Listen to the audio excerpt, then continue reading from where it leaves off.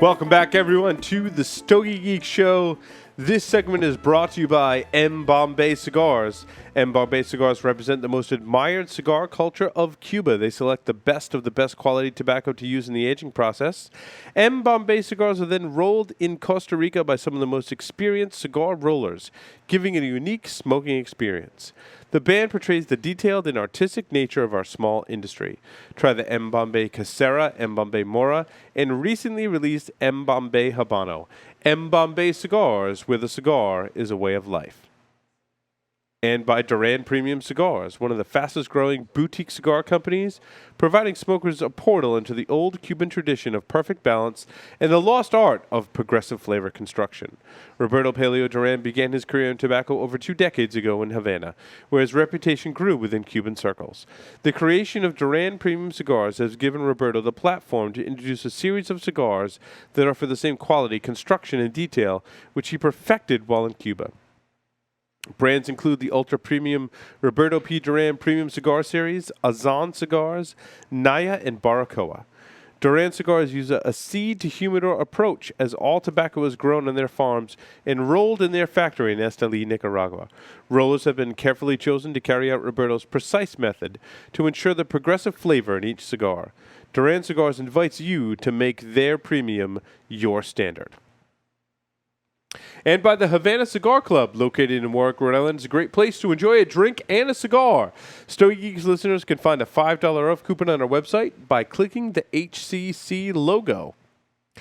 And by Defiant Whiskey. The founder of Defiant Whiskey, Tim Ferriss, built the distillery, the company, and the brand organically in the mountains of western North Carolina, in between deep-sea commercial diving jobs. Tim will now explain a little bit about the spirit behind Defiant Whiskey. These guys are masters. They're artisans. I wanted to learn how to do that. I wanted to learn how to make a spirit that people tasted and was like, oh my God, that's incredible. You taste that quality. You taste that drive. You taste that passion. The minute they take a sip, the conversation's over and they're just going, that's incredible.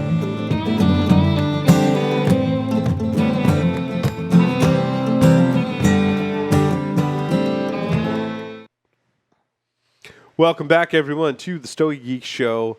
I'm very excited to try Defiant Whiskey. Well, yeah, it's in your next. We gotta get. It's coming your way. We're gonna make cocktails with it as well. Apollo he's gonna help me make some cocktails with it. It's gonna be great. I can't. Have you ever been to the mountains of North Carolina? I went to the distillery Memorial Day weekend, and I got to see the operation. And it is nestled in the mountain, the Blue Ridge Mountains. And what they did is they actually bought what used to be a Girl Scout camp, and they're now using it as like a corporate retreat center. So they're hosting like whiskey weekends. They did like a cigar. They did like a cigar day trip for us up there.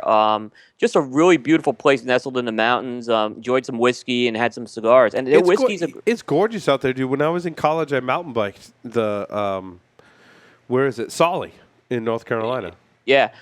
When I moved to North Carolina, you know, you always hear the beaches and stuff, but the mountains in the western part of the state are some of the most beautiful in the country. There's some of the highest mountains in the country are in North Carolina.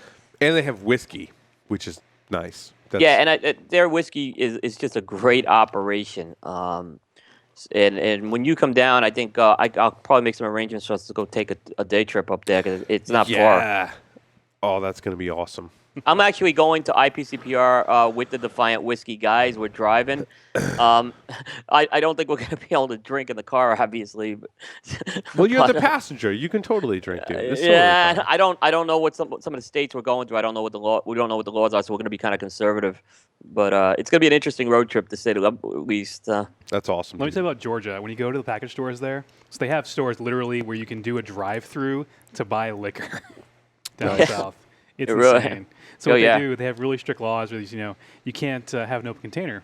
So what they do is they give you a margarita or a daiquiri or a mint julep in a container, sealed. They hand you the straw. So have fun with that, Goop. Oh, interesting. Yeah, we don't want to get our Defiant Whiskey rep in trouble. So. No, certainly not. We thank them for their support. They're our latest sponsor. I'm very excited to have a whiskey sponsor on the show. It's our first non-cigar sponsor, so Yeah, we're real excited about that, and folks know I'm not a big drinker, and that product, let me tell you, is a very, very good product, and I really can't enjoy wait it. to share it with all my friends and family too, and see what they think of it. Yeah, with those oak spirals, what they're doing with that, I mean, it's doing something unique. I mean, it's not a smoky whiskey, it's not a spicy whiskey. It's really smooth, got this vanilla note, which I just love in it. I can't wait to see what Apollo thinks of it too, being the spirit and cocktail and Yeah. mixologist. It sounds like a really fun spirit to mix with. Like, I can't wait. Yeah. Yep. So Will, what have you been smoking? I'm going to talk about a cigar called the Chokri, Primera Edición. Now, this cigar, I first heard of it. We had Skip Martin on the show 13 episodes ago. It's hard to believe. And he was talking about he actually stuck around for Stogies of the Week. And during that segment, he actually was talking about some cigars that he smoked that were just things that he pointed out. And one of them was this Chokri cigar. And it's a cigar that's only available in the DR. The owner of the company actually sent me the cigar. I smoked it on the show with Steve Saka a couple of weeks ago. Mm-hmm. But I want to just kind of give it some due diligence through the Stogies of the Week. It's a Dominican Puro with a HVA wrapper. It's got a Criollo 98 binder, and it's got Piloto Cabano and Criollo 98 for the filler.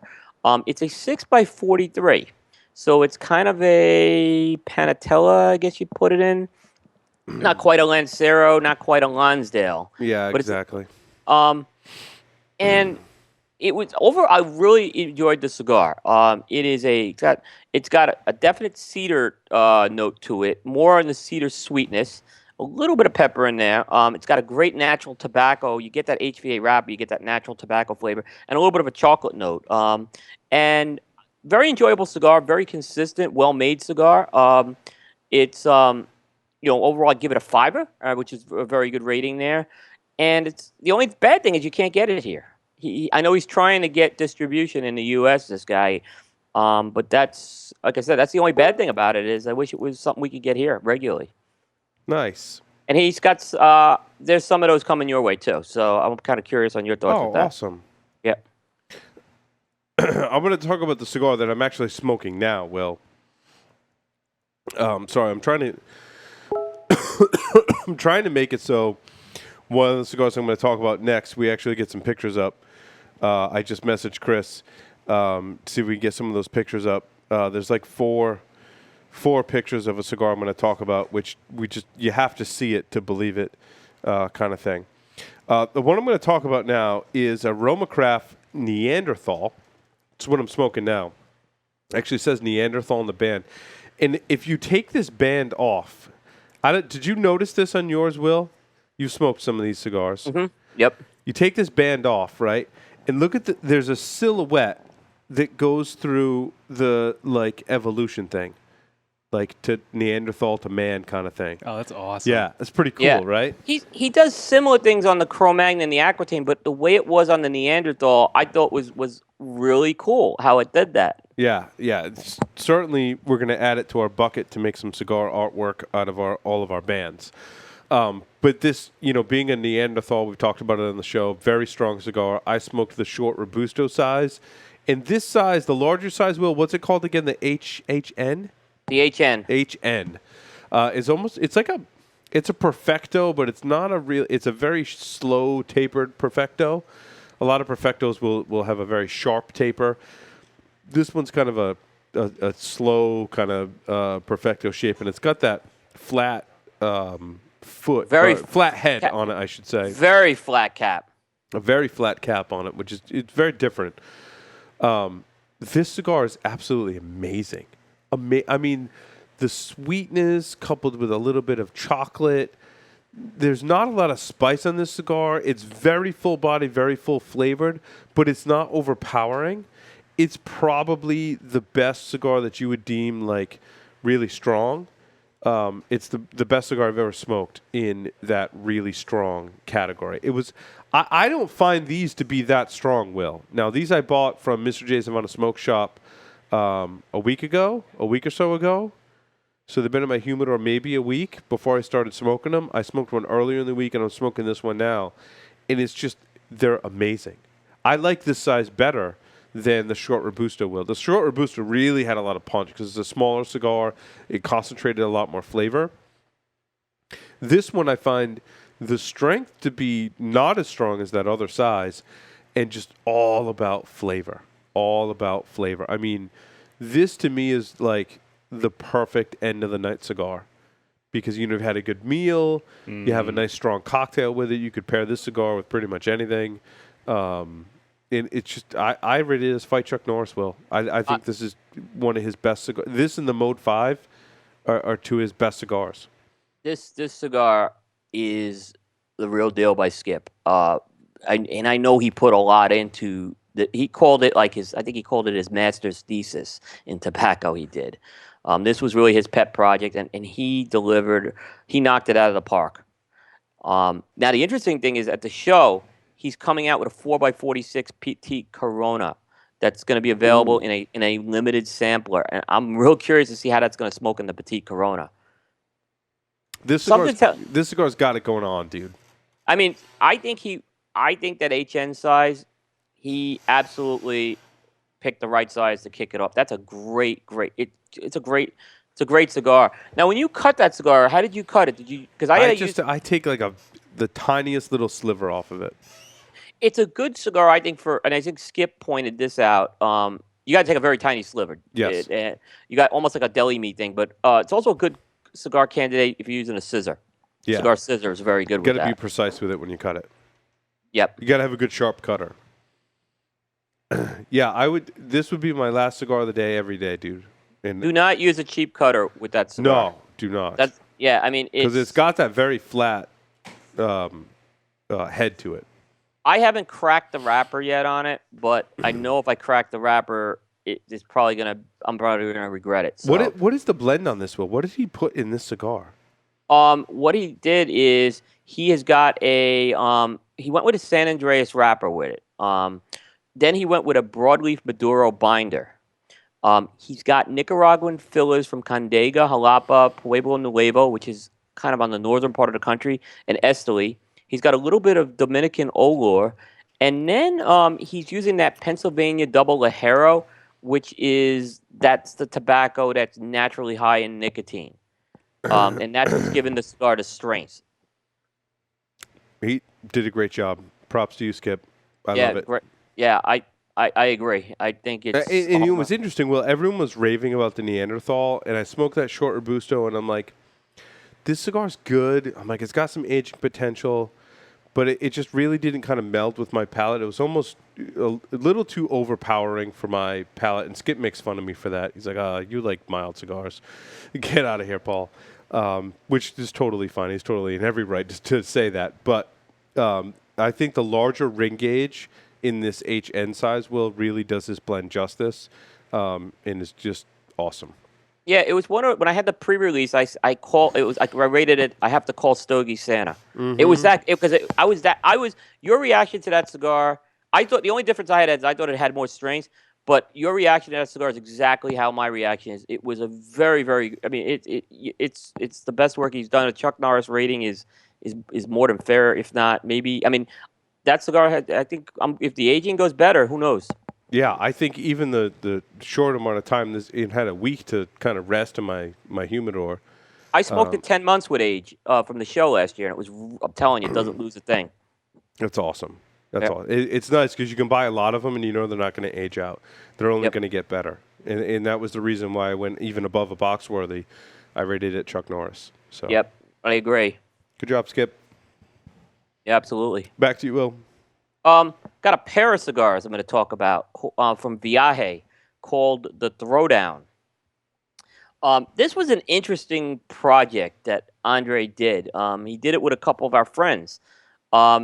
He basically collaborated with Logan from Cigar Federation and Master Sensei from Cigar Dojo. And what they basically did is Andre provided them some blends, and Logan picked one to be a cigar that would be what he called the Fed Head for Cigar Federation, and it was a San Andreas Maduro wrapper. And then Dojo picked a Criollo blend from Andre for what he calls the Dojo Nation. And the idea is You buy a bundle of these. They come 5 of each in a bundle of 10. You smoke them, and then you go onto their website and you vote for a winner. So you pick a winning blend on that thing. They were both very, very good cigars. I think the Dojo Nation, it really, it was one of Andre's better Criollo blends. I tend to gravitate with the Criollos with Andre more towards his strong ones. Like what he does with Holiday Blend and Skull and Bones. That's where I've tended to like them more. This is more of a medium in the way, but it's got some great notes of natural tobacco, fruit, some caramel sweetness in there. The Fedhead uses the San Andreas wrapper, which, everyone knows my feelings on San Andreas, but when it comes to what Andre's done with it, namely Casa Fernandez and Dion, which are all out of the same factory, they work very well with that wrapper. And that has, the chocolate, the earths, the white pepper notes on that. So it's a classic type of thing. That cigar's got a little more strength and body than the Criollo did. Overall, I had the Dojo Nation as a box split, and I had the Fedhead actually as box worthy. So I actually, the winning cigar in my book was the Cigar Dojo? Fedhead. No, the Fedhead. The Fedhead? The Fedhead, the Maduro. But you can't go wrong with either one of these cigars. You're not getting a lemon here. You're getting a really good cigar there. So I think they still got some of these left. I'd encourage folks to check it out. We may have to check. Yeah. Where do you buy those, Will? You can buy them at the Cigar Federation store. Okay. We may have to challenge the winner. Somehow. Yeah. Like in what way, Will? I don't know. We put a Stogie Geeks cigar against the winner. Yeah, we might have to do that. We may have to do that. Yeah. Interesting though, but good for those guys. Good project. Check them out. I think they were too. Andre did very well for both these guys. So I smoked a Camacho Liberty from 2011. This is an older Camacho Liberty. Comes in the coffin, limited release. It was, July 4th weekend, Will. I had to smoke something that was in honor of our July 4th weekend, and I was rummaging through my humidor, and I happened to stumble across a couple of different coffins that were Camacho Liberties, and I was like, oh, well, these need to be smoked. They're 4 years old. Definitely got to be smoked. This cigar was really good. Had a lot of great flavors. It was very mild, very toned down, Will. I almost think that it had kind of gone past its aging potential on it.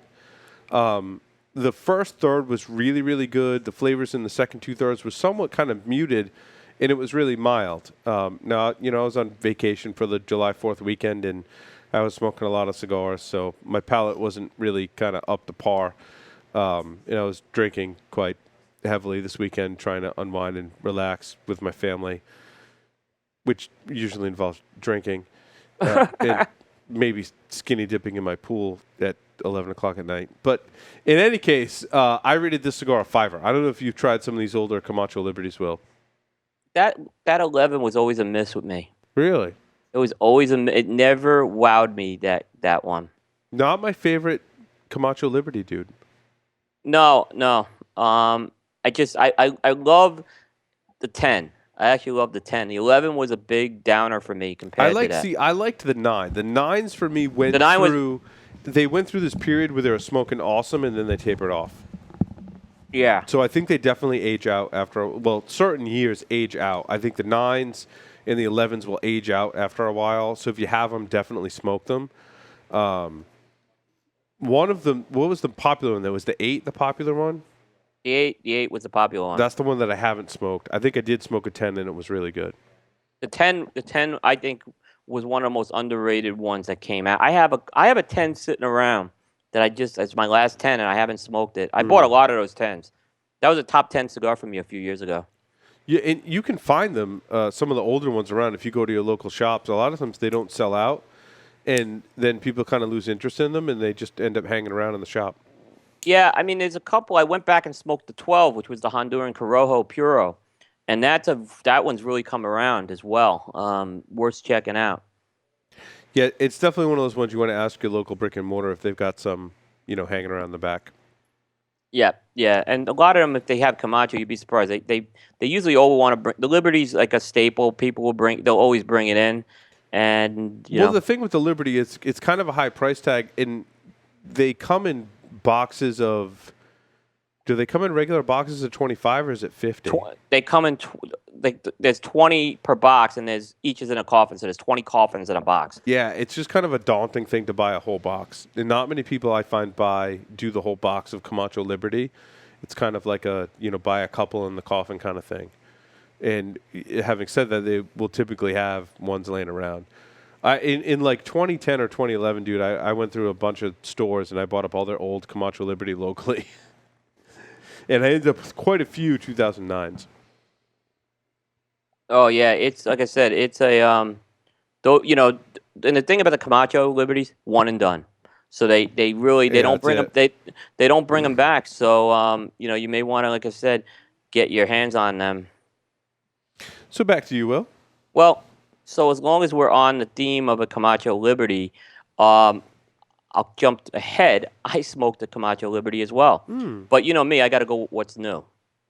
So I went with the 2015. No, nice. Yeah, so the 2015 is a very unique Liberty from a lot of perspectives. It's a Nicaraguan Puro, which they've never done an all Nicaraguan Liberty. So this is the first one they've done. They've changed the banding quite a bit on this one. It's got a red, white, and blue band with a silver Liberty bell on it. So like I said, oh yeah, that's very different from I'm looking at the picture now. Yeah, it's like I said, they changed it up a couple of years ago when they went to the rebranding, but now this is just another change completely. I kind of like the Liberty Bell. I like it. I like what they did on it. It definitely had a 4th of July theme on it. Yep. And it's in that traditional 1118 format, which is the love 6 that. That size is awesome, dude. Yeah. Overall, in fact, if you open, one little note too is, and I have a picture on Cigar Coop, on the back of the band, it has the text from the Liberty Bell on it. Oh, that's cool. So it has the Proclaim Liberty throughout all the land, blah, blah, blah on there. That being said, I got the cigar was okay. It wasn't a bad cigar. It had a nice Nicaraguan profile to it, a little bit of chocolate, earth notes. It had some spice to this thing. So there's definitely a lot of spice on this cigar. And I'm wondering if over time, if some of that spice comes down, it may bring out a little more of the complexity of it. It's a pretty strong cigar, too. I mean, it's medium. It's almost full strength. And the body, it's a full-bodied cigar by the second half of it. It's an $18 price point. And, I go back and I look at what we were just talking about, those Liberties from like 2008 to 2010, how good they were. Yeah, those are like $12 to $14 price range. Yeah. A lot of people in my local shop really liked this Liberty. And they kind of thought, and I think it's a good cigar. It's a try one. And the reason why it's a try one, it's still good enough where if you like the Liberty series, and you want, and every Liberty is different from the previous year. They're never the same. So I certainly encourage you to try it, but it's an $18 cigar. I don't think I'm going to go buy up a whole bunch of coffins of these, at least right now. I want to see what the age does to this, though. I think there's some aging potential on it, so it's worth watching. In a previous segment, I talked about God of Fire. And Will, is this done by Arturo Fuente for Prometheus? Yeah, so Prometheus is the distributor. Okay. But for all intents and purposes, this is an Arturo Fuente cigar. Yeah, and I'll be honest, I'm not 100% sure what the Prometheus relationship is. I think they have an appointed merchant model, and they tend to work with Fuente accounts. Usually if you see a big Fuente account, those God of Fires, like Corona Cigar is a great example. Right. They'll be there, those God of Fires. So I had not smoked this one. This is the God of Fire Don Carlos 2011 Robusto. Will, what's the significance behind the Don Carlos and then the 2011 in this cigar? Is it like a blend that's based on Don Carlos using tobacco from 2011? Yeah. Is that would just be my guess? Yeah, that's what my understanding. It's tied to the vintage of that. So they typically will do that. So they actually, the Don Carlo, from what I understand, they released it in 2013. the 2010, and it was a 3-year-old. It was 3-year-old tobacco on that, and then there's the Don Carlos, and then there's the Carlito. Mm-hmm. So one is done by the father, one's done by the son. Okay. So this one was a God of Fire Don Carlos 2011 Robusto. It was really out of this world. I mean, it was really a good cigar.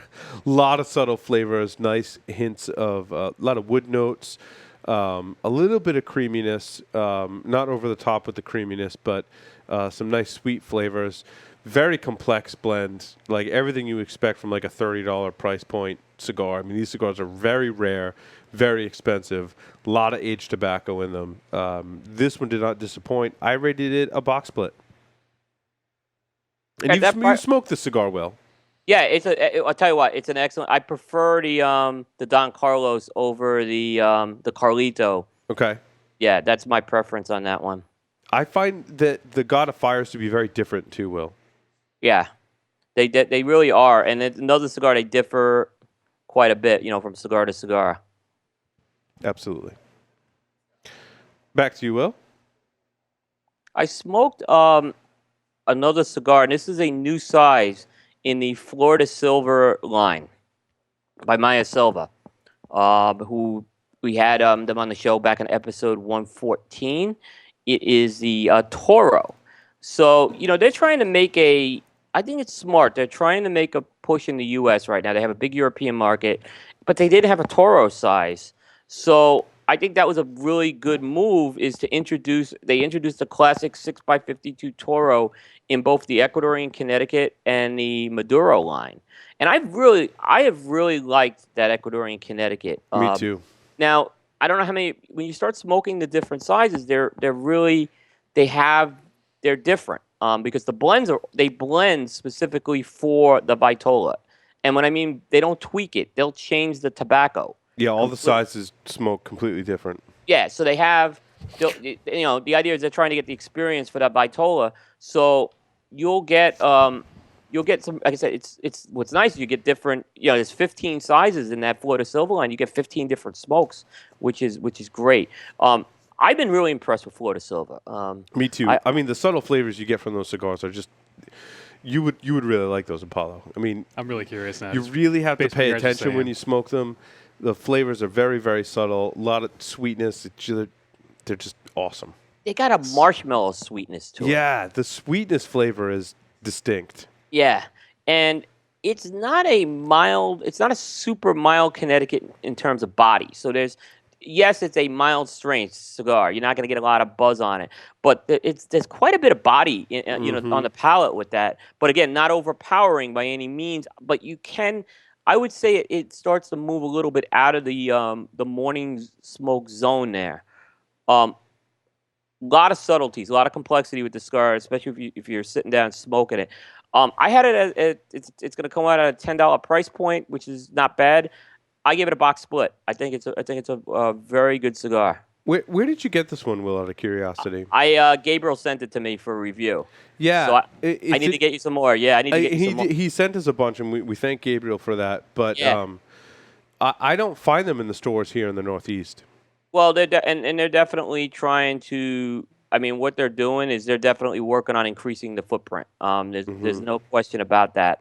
But the Toro, I mean, we're going to be at the show, and I'll make sure that when I see them, I'll make sure that you get some, if they offer me any cigars, obviously, that you get those. So, yeah. I think it's a very good cigar. I think you'll like it, Paul. I think it's one of the better cigar brands that doesn't have a terribly big footprint distributed here in the U.S. Yeah, and I think like I said, they're working. They're big in Europe, but I mean they have a pretty large footprint in Europe, right? They got a very good footprint in Europe. They're starting to build. They have a good base, I think, right now in Florida and out in Arizona. So I mean, Gabriel's building that brand right now from the ground up.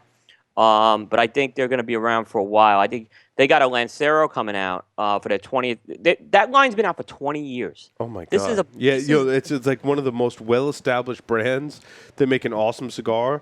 That like if you go into the shops locally here, like you can't find it because they're big. They're big. It's very Cuban-esque as well.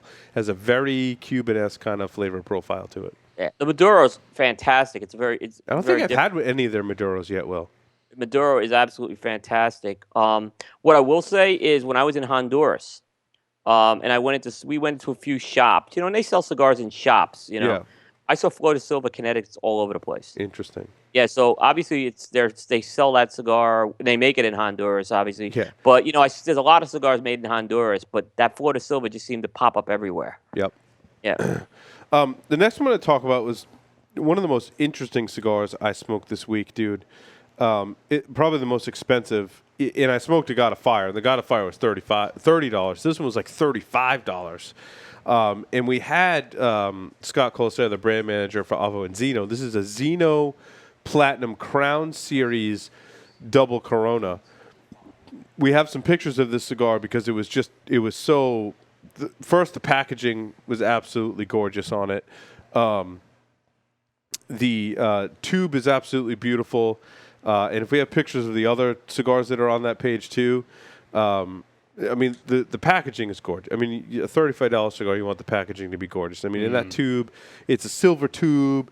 It's got, gold on it. It's a cigar fit for kings. $35. Again, Zino Platinum Crown Series Double Grande was the size.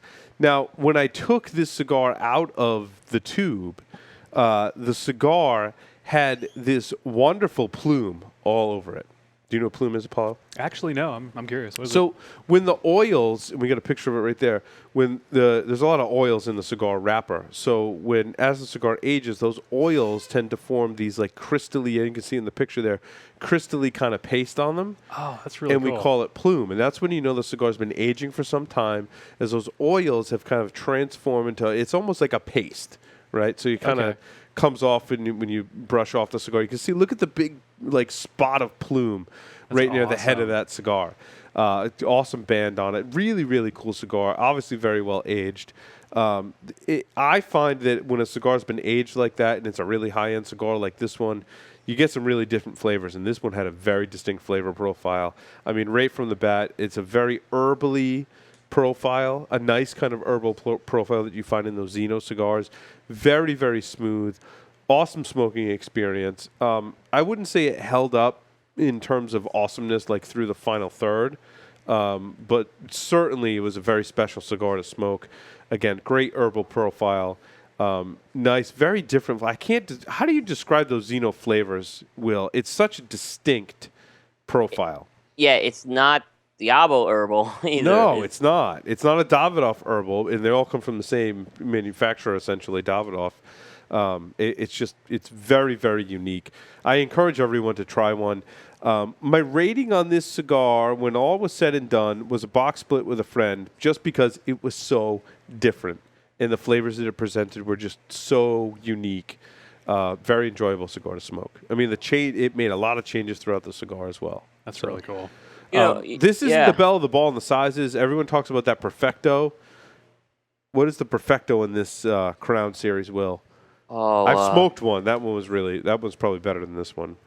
I like their Perfectos quite a bit. Yeah, this is essentially a double Corona size, which is a tough size to get a lot of those flavors out of.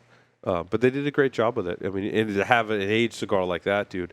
And I'm told retailers are kind of having a tough time getting these cigars. They're very limited. So. Yeah, I mean, we were just talking before the show. Zino's a little tougher to find. So I think they've cut back production. It was kind of as Scott was describing, it was like their Hollywood brand.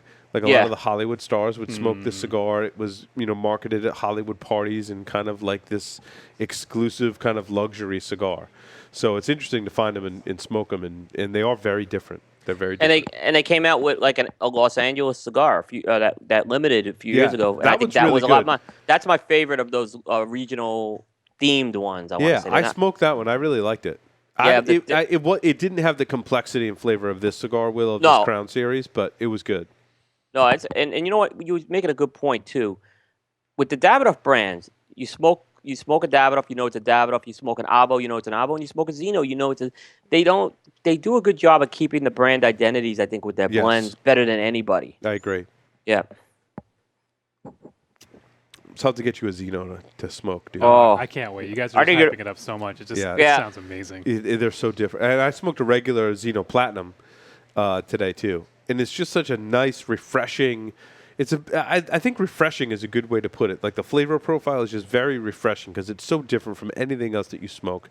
Even their Platinum series, some of the same flavors you get from this one, but a little bit more one-dimensional in its flavor profile, but still very, very good.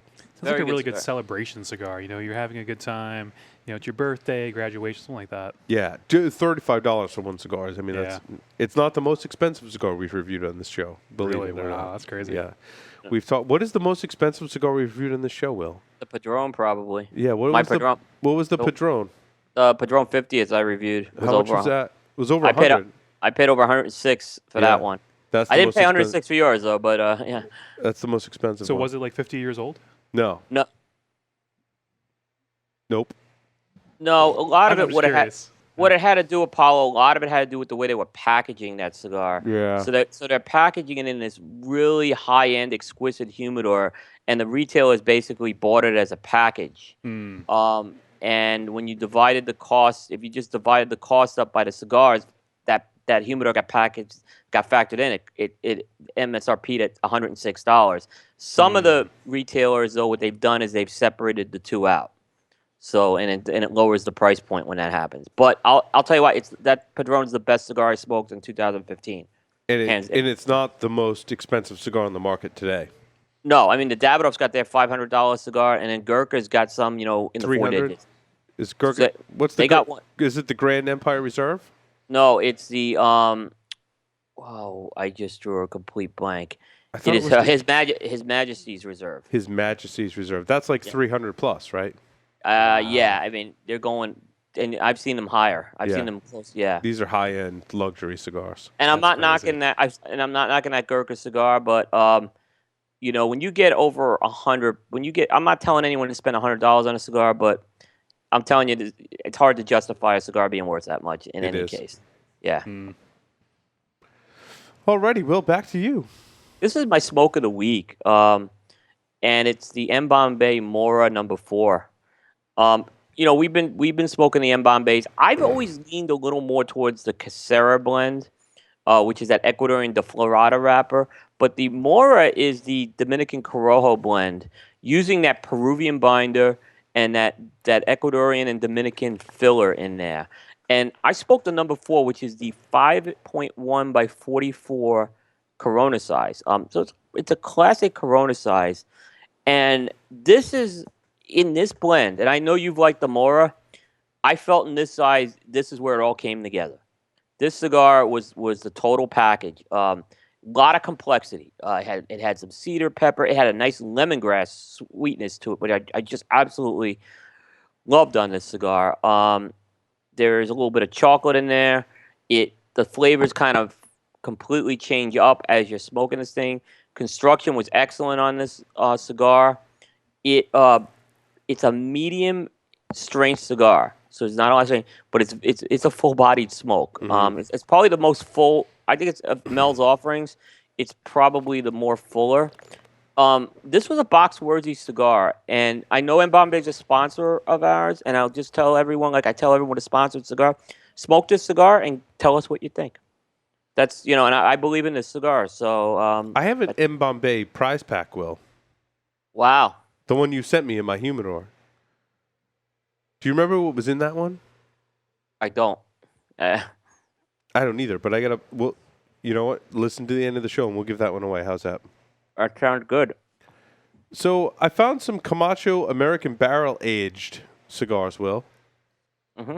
And I know you were kind of egging me on to try this cigar. Yeah, but I don't like the size you tried. I'll tell you that. But so I tried the Robusto in this size, which is a smaller size. Now I have a Toro as well. But I tried the Robusto first, and this is like not what you think. Like do they age the full cigar in a bourbon barrel? Is that what they do?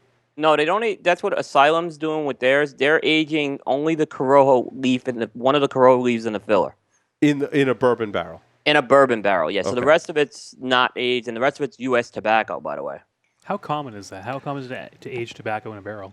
It's becoming more common, actually. It's kind of a recent trend. Yeah, some companies have done it very quietly, and now that the trend's coming out, they're all saying, yeah, we did it for years. Well, yeah, because bourbon's big, so they're trying to hop on that trend. And you can't blame them.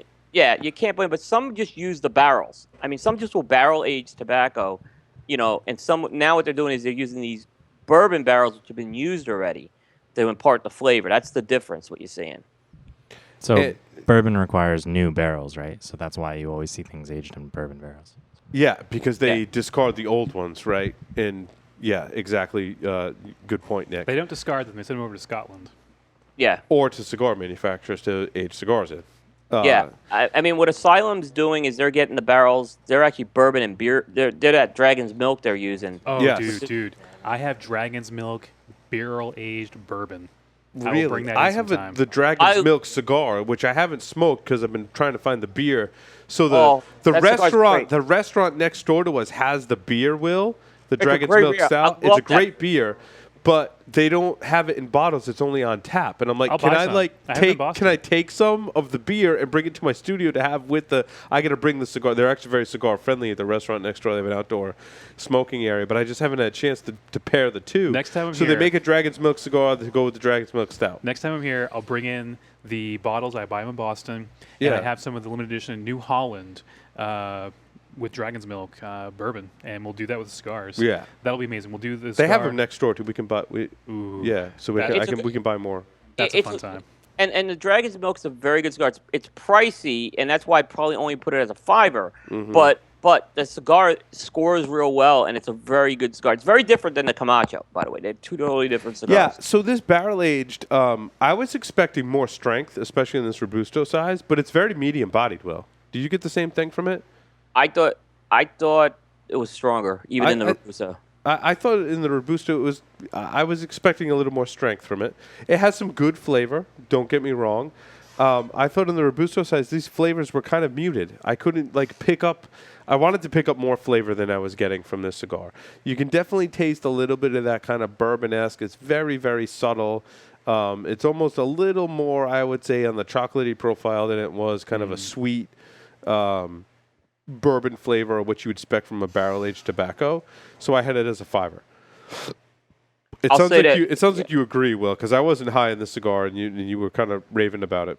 Well, okay, so 3 sizes they have it at. They have the Toro, the Gordo, and the Robusto. Yeah. I have the Toro, a solid number 1. I put that box. Okay, I have one. I haven't smoked it yet. Okay, I think the Gordo is a close number 2. It's probably like a box split. Mm-hmm. The Robusto lagged behind the other 2. And I have that as Interesting. a try one. Now, and that try one, probably a $5. $5. Yeah, we probably rated it the same. I In think. fact, Camacho sent me 3 of them for the review, and the reason why I didn't send you the Robusto is because the ones that they sent, I just felt that it wouldn't be I knew you were going to kind of have the same reaction, but I want to hear what you have to say with the Toro. Yeah, I'll smoke that one for next week, for Yeah. sure. Yeah. Oh, good. I'm glad because this blend is getting a lot of buzz, dude. I think the Toro is fantastic. I was talking to Well, you Seth said the review on Cigar Coop is doing really well. You said it's like one of the number 1 and number 2 posts recently. Oh, It wow. is the number 1 post, and it's the second most read review of the year. Wow. So people are, we look at the what people are looking for, and we're appreciative people read our stuff. But I see where the search traffic's going. People are interested in this cigar. That's interesting. Yeah. Yeah, I was. I actually found this at Regency Cigar when I visited them, and they had it in there. And I'm like, oh, dude, I've been trying to review the cigar. I'm like, I'm totally buying some. Yeah, I think the Toro, you're going to have it's kind of like when you were talking about the AJ Fernandez cigars. Yes. Sizes are going to differ, and I think with the Toro, you'll see a difference with that. Yep. And the Gordo's good too. The Gordo's good too. I want to add. I'm gonna try the Gordo too. I'm done. I got one more. Okay. I smoked a Padrone 1964 anniversary pyramid in the natural wrapper. Do you believe I've never smoked this size in the natural wrapper? Do you see this cigar? It kind of it looks like great. it's a gigantic pyramid size cigar. It's one of the it's really funny. I actually bought this one too at Regency because I don't find this cigar at a lot of other shops because not a lot of people like the Padrone 1964 blend in the natural wrapper. They prefer it in Maduro. This cigar in Maduro, I bought a box of these, and they're just awesome. They're awesome. And this size is kind of like one of those ones that flies under the radar. People don't realize how awesome this size is. And I mean, like, I've watched a lot of people, like, giving them these Maduros that I've got, like, aging in the box that I bought. And I saw this in the natural. I'm like, I don't think I've ever seen one of these in the natural wrapper, because people just aren't big on this 64 series in the natural wrapper. I get that to a certain extent, but it's so different from the Maduro that I think people are maybe want to draw similarities between the two, because I'm assuming the binder and filler is the same, Will, and they're just putting a different wrapper on this blend. Right. I can only assume. But this... I think so, yeah. I'm assuming that, too. Yeah, because they've never said one way or the other. But the wrapper changes the profile of Padrone cigars like no other. Like the Natural and Maduro, I mean, they almost share, like, maybe 10% of the same characteristics. That's it's amazing. Unbelievable how much the wrapper differences from Padrone. And this cigar, Will, in the natural wrapper in this pyramid, smokes completely differently, completely different flavor profile. It's got a little more spice. It was actually a little unbalanced up front. And I was kind of like, yeah, now I kind of get why people don't like the 64. Once I got a little ways into the cigar, it just started pouring flavor. And it's not that Maduro sweetness. It's a very different kind of sweetness and caramel creamy experience than the Maduro. The Maduro is very deep and rich and has a almost kind of like fruity-ish kind of sweetness, like a dark cherry that you get from that Maduro wrapper. This natural wrapper, totally different. Totally. I really liked it. I rated it a box split. I think the Maduro still is the better cigar. I would probably buy a box of the Maduro. This one I would definitely box split because it's so different and just presents the sweetness in this blend completely differently. You know, it's funny because you mentioned if I've smoked the Padrone pyramid and the 64 pyramid in the natural, it maybe is like once. I don't, you know, it's not. It's a cigar that, because of the size, it gets overlooked, and I think the natural line we still tend to overlook it for whatever reason. It kind of, you know, I think the Maduro still gets more of the buzz with it. No, I agree. So definitely try the natural 64, especially in this size is the best size in that 64 line too, Will. Yeah. I mean, just the progression, because it goes from really fat to really skinny in a long cigar. And the flavor progression when you get down to the end is just amazing. Stogie Santa always told me about this size. He's like, this is the most underrated size. And he's like, just give it time, wait. And as it just intensifies in flavor as it gets down, because it's kind of a sharp taper, even being a large cigar. It's a sharp, I mean, it's really small at the head and really fat on the foot. I mean, it makes a sharp progression. It's a pyramid, yeah. It's a cool size, very cool size. And it still has a slight box press to it, which is just makes it very unique. I don't know of any other cigars that come in this size, dude. I mean, they've got a unique size in this one. Yeah, totally agree. You know, plus the box press on that too. Mm-hmm. So that was a good one. I'm glad I had a chance to smoke that one. Yeah, I gotta look for that one now. Yeah, I'm curious to see what you think of that one, Will. I'm gonna be hitting some road. I'm driving to New Orleans. I'm gonna be hitting a ton of cigar shops, and I'm gonna just kind of look for that. You know, I know there'll be Padrone somewhere along the way. So, Will, what do you got for a contest question? We usually base this on our interview. Yep. Do you have any questions that come to mind from our interview? Yeah, I did, but I drew a blank. The interview we had with was with Moya Ruiz. Yeah.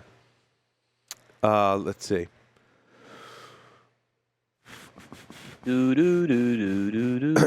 So, what was the size of the nunchuck cigar? Yeah, that's a good one. So, the nunchucks come in that 2 cigars connected with tobacco to look like a nunchuck. What is the size of that cigar? That's a great question. So give us the size of the nunchuck cigar. Send the answer to the show at StogieGeeks.com. First one in wins. You get a Smoke Naked T-shirt and an M Bombay prize pack. 5 M Bombay cigars. Some of the ones Will was talking about, I believe, is in that prize pack. Yeah, the Moras are in. The Mora, I don't know if the 4s are in there, but there's Moras in there, which is you're gonna get Mora and Caceres in there, which is a good blend. 2 good blends. Great cigars. Great cigars. Yep. So, and if you win the winner of that prize pack, tell us what you think. Tell us what you think of those cigars. Yep. I think you're really going to like them. Yep. Awesome. So what was the cocktail that we had? What did you concoct here? Yeah, so this was the... We drank them kind of fast. Yeah, this is the Porto Flip. So it's a combination of mostly port, 2 ounces, a 2/3 of an ounce of cognac, and a little bit of lemon juice and a touch of grenadine. It was really good. Yeah, it was really good. Really good cigar cocktail. It did, because it doesn't overpower the cigar at all. Oh, God, no. Yeah, it complements it very nicely. So good choice. Good choice. Well, Will, thanks for joining us on the lines via Skype. Yep. And that concludes this edition of the Stogie Geek Show. Thanks, Apollo, for sitting in, mixing Anytime. up some cocktails. And we'll see everyone next week on the Stogie Geek Show.